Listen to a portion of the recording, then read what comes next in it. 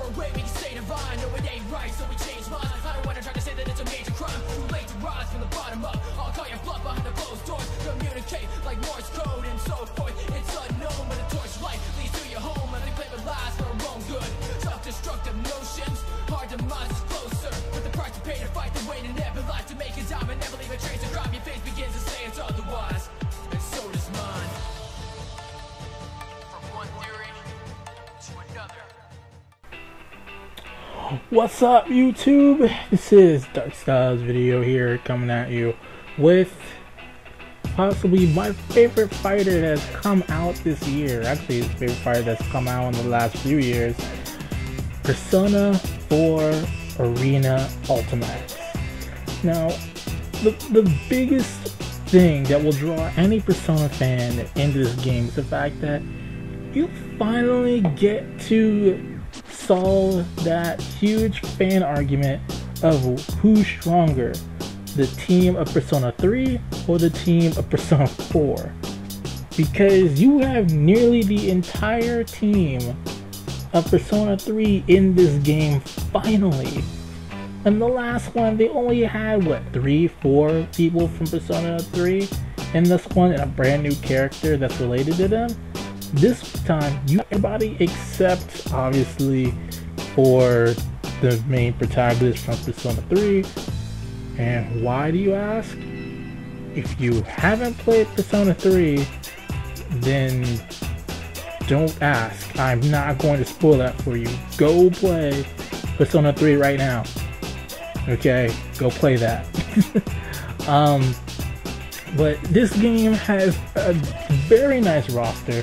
It has a few new characters, and you actually get to play as the shadow versions of your characters, which is pretty sweet. I like how they changed that up a bit.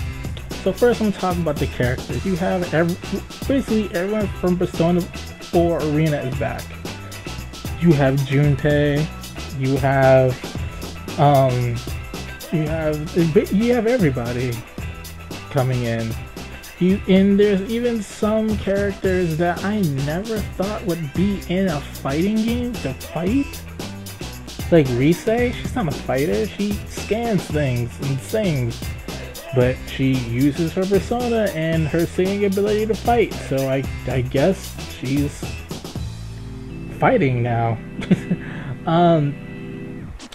Now, with the shadow versions of them, they're different in the fact that you have more health when you're fighting. Even when you're online, you have more health than other people that aren't shadow versions. At first, you might say, Dark, that sounds broken. That sounds really unbalanced. Hold on, because this is how they balanced this out. Capcom, you need to be taking notes if you ever want to make another fighter to have things balanced. Shadow characters, they do have more health, but they cannot perform a burst, and they cannot perform an instant kill.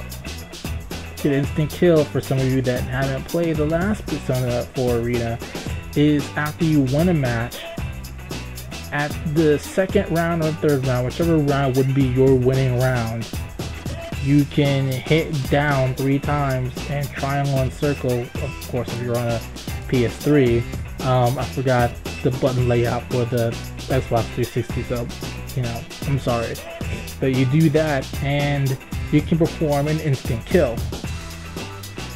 But shadow characters cannot do this. What they can do is, if you push in L3, or I guess if you push in the left thumbstick, or the 360, I guess. I don't know 360, so I'm only guessing at that. They do something called like a shadow kind of awakening, where all of your SP skills take less SP out of you than they normally do. So you can change your SP moves a ton and pull off a crazy SP move combo on people. It's pretty nuts. You also recover your SP really fast if you're a shadow character. So there's some things that are good to being a shadow character, but things are really bad. Like, if you can't burst and someone gets you in a really long combo, you need to pray that you can recover mid-air or recover as soon as you hit the ground and side dash out of it, because if not, you're screwed until that combo is done. So now I'm going to talk about the story a little bit.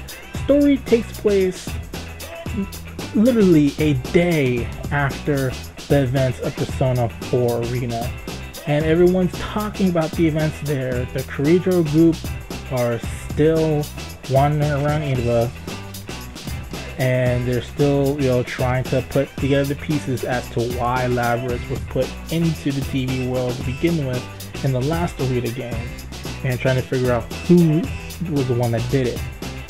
I'm not going to go into too much detail because I don't want to put any spoilers, but basically, somehow the Midnight Channel comes back again. General Teddy is back again. No one knows why. Labyrinth doesn't know why, and she has her persona. She didn't lose her persona and have it become a shadow and turn into Teddy like it did in the last game. So this whole thing's a mystery. And then red fogs, not the normal gray fog, but red fog starts coming into the city, and it's up to the team, the Persona 4 team, to stop this threat and to save Mitsuru and the rest of the Kirijo group because they've been captured. The story is very in-depth, it's long, and the voice acting is just as good as the last one, and I have to say, I love the animation scenes in it as well. I'm very happy with the story mode in this one. I really am. I can't say enough good things about it. It's massive, in-depth, satisfying, great fights in it. What more is there to say? I mean, it's Atlas. I can't remember an Atlas game that I did not like the story to. Okay? So, when it comes to a story mode, Atlas is going to have that down. Now let's talk about the multiplayer. There's different multiplayer modes. There's player match mode where you just fight people just for fun, no rank leveling and any of that stuff. You have rank matching, which honestly, Atlas, Arc System Works, please do something to fix this, because there are a lot of times in rank match where you're trying to find a person to fight, and it can be very hard to get into a fight with somebody because an error happens and it kicks you out of that and you have to search again. It doesn't happen all the time, but it does happen often enough to where maybe they need to work on the servers a bit to fix that.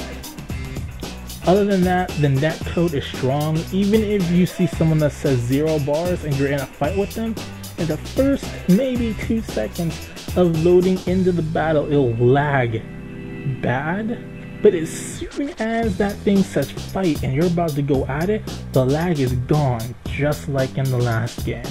And I love that they kept that up. I love that consistency. Capcom, again, take notes. Now, another extra thing they threw in there is lobby, where you can run around as a little chibi version of one of the Persona characters. You can actually chat with people in this lobby, run around. It looks like a giant arcade, and you can go in, sit at one of the arcade machines, and play with another person. It's awesome. You play for fun. It's not ranked. It's great. I can't see many things wrong with it.